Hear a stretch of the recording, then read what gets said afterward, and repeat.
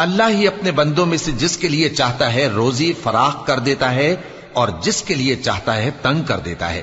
بے شک اللہ ہر چیز سے واقف ہے۔ اور اگر تم ان سے پوچھو کہ آسمان سے پانی کس نے برسایا، پھر اس سے زمین کو اس کے مرنے کے بعد کس نے زندہ کیا، تو کہہ دیں گے کہ اللہ نے۔ کہہ دو کہ اللہ کا شکر ہے، لیکن ان میں اکثر نہیں سمجھتے۔ اور یہ دنیا کی زندگی تو صرف کھیل اور تماشا ہے، اور ہمیشہ کی زندگی کا مقام تو آخرت کا گھر ہے۔ کاش یہ لوگ سمجھتے۔